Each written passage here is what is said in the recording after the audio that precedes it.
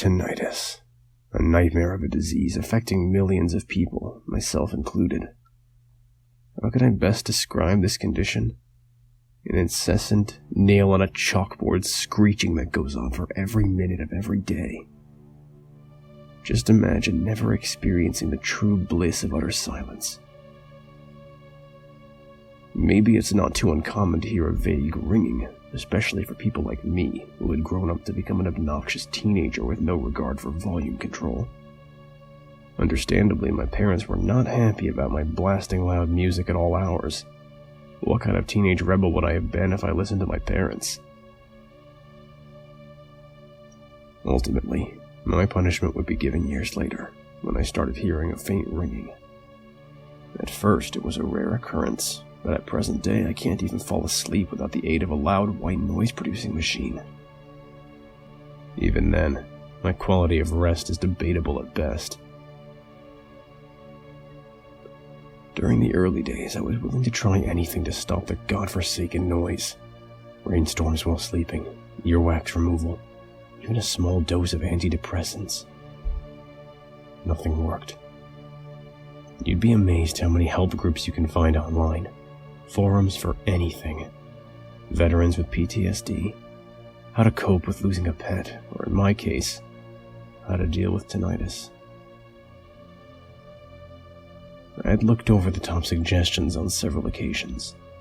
Most I had already tried while visiting my doctor, while the rest were mostly scams better suited for multi-level marketing campaigns. I used to call myself an optimist, so naturally I would return to the forum every other week in hopes of finding a miracle cure. On one particular day, I decided to scroll a bit further down and see the less popular suggestions. Among the obvious troll posts and scam cures, I found a more clickbaity post that read, "A weird trick to cure tinnitus. Nothing more, nothing less." I sighed and started reading, preparing myself to be disappointed yet again. Still, the instructions were simple enough. Place your palms over your ears and direct your fingers to the back of your head. Put your index fingers on top of your middle fingers and try to snap them like a drum. Repeat 50 to 100 times. There were no comments below, as the post was relatively new. Worst case, I would look stupid sitting there by myself and drumming the back of my head. So I tried it out, snapping my fingers and causing a little drumming sensation. 45, 46, 47, 48, 49, 50. That ought to do it. I removed my palms from my ears and listened intently. Nothing. For the first time in years, there was just the pure bliss of silence. For minutes, I just sat back in awe, not believing what I was hearing, or more accurately, not hearing. Had the trick actually worked? I decided that rather than enjoying my newfound silence, I would give my brain a well-deserved silent rest. And that's exactly what I did. I slept like a baby that night, until around 2 in the morning. I tend to wake up randomly in the night, so it caused little concern. To my disappointment, but not surprise, the screeching had returned. At best, I had half expected the solution to be a temporary one. I simply performed the witchcraft-like trick again, and once more the ringing was gone without a trace. With a sigh of relief, I settled back into bed. The sound that had haunted me for so long had been easily defeated by a helpful anonymous person online, and I was content. Only then did I realize I wasn't enveloped in complete silence. Rather, there was something else cowering in the dark, only making its presence known by a soft thump. Could it be my own heartbeat? After all these years, would I now be haunted by a new sound? I held 3 fingers on my neck and felt a pulse. It didn't match the sound in the darkness. Although I tried, placing the sound proved to be a challenge.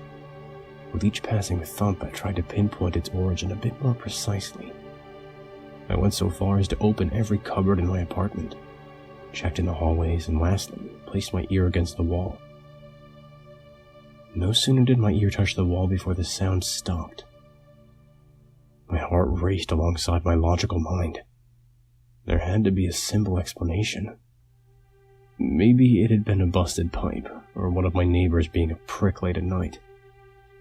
No matter the cause, it was time for bed. In the morning, the ringing returned. I figured I could put the noise at bay by performing the trick every 6 hours. It quickly became a routine of mine to stupidly tap my head when no one was looking, and it worked. Everything was great, apart from my nightly routine of waking up around 2 and hearing the same thumping, softly keeping me company in the darkness. Most nights, I simply ignored it, but other nights curiosity got the better of me, and I pursued the sound. Each night, I once again failed to locate the sound. I simply couldn't place it, and I couldn't be bothered to stay up long enough to figure out when it started and when it ended. I tried to talk my neighbors into investigation, but they scoffed at the idea of waking at such late hours. Rats were another possibility, but after a quick visit by pest control, they assured me there were no rodents living within the walls. In fact, after looking at the building plans, they insisted that it would be impossible for rats to live inside these walls. As a last resort, I decided I would record myself sleeping. I'd heard there were a bunch of apps that could only record you if there's a noise, so I figured it would be ideal for the situation. I downloaded the free app and went to bed.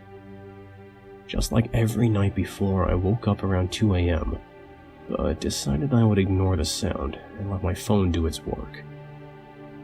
I had some earplugs that came in handy, so without further troubles, I fell asleep. After waking up the following morning, I brewed myself a much-needed cup of coffee and sat down, figuring I could run the recording through an audio editing software to look at the amplitude of the sound waves rather than listening through it all.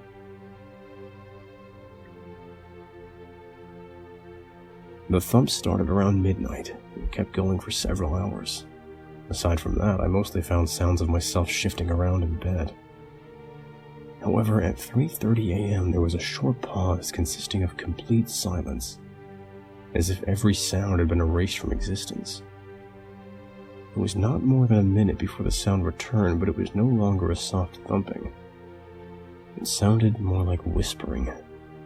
Just incomprehensible voices talking to no one in particular, raspy and tired. I couldn't make out what was said on the recording. My phone wasn't exactly a technological wonder. In fact, I had no interest in finding out. If anything, I would have preferred to leave the apartment and forget about the whole thing. But being a poor student without any nearby family, I had no other option than to stay put. Besides, I still thought there might be a logical explanation.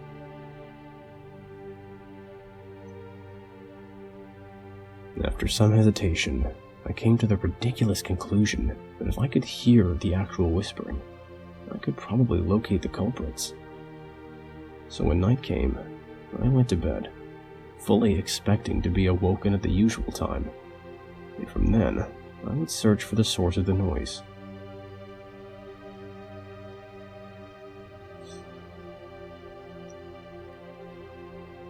"2 a.m. rolled around, and I was awoken by the familiar, eerie thumping. Where it had once been a welcome, intriguing part of my nightly routine, it had now become a dreaded enemy. It was relentless, not stopping for a single second, and as before, I had trouble identifying the exact location it was emanating from. Like an auditory illusion, it seemed to echo throughout the room, coming from everywhere and nowhere all at once. At precisely 3:31, the sound abruptly came to a halt. I held my breath in anticipation, waiting for the mysterious voice to start talking. As expected, the whispers began. Unlike the thumps, however, I could immediately discern their origin. They came from the wall directly behind my bed. I knew there couldn't possibly exist anything behind the wall. No apartment nor crawl space, just a concrete barrier separating my room from the outdoors. I crawled onto my bed with caution, as if approaching a wild animal, and carefully pressed my ear to the wall. The whispers started to become more focused, morphing into a single understandable phrase. "We know you can finally hear us." It sounded like several broken voices merged into a singular entity. I jolted back on my bed, where I remained frozen in fear.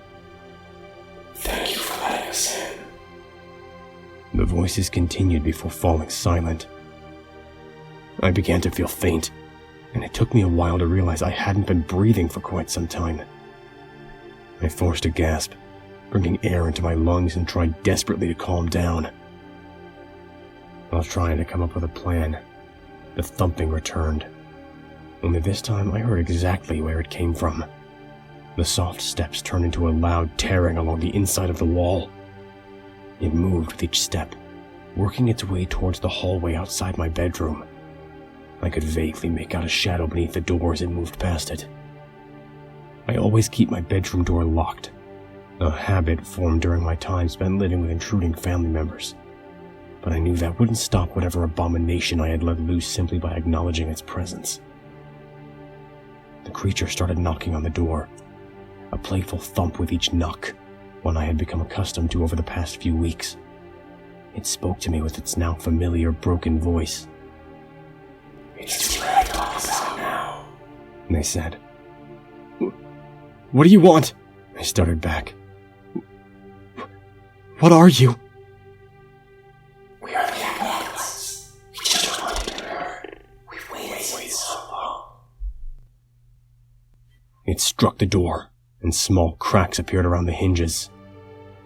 "We have always been here." The voices cried in unison. "Why are you afraid?"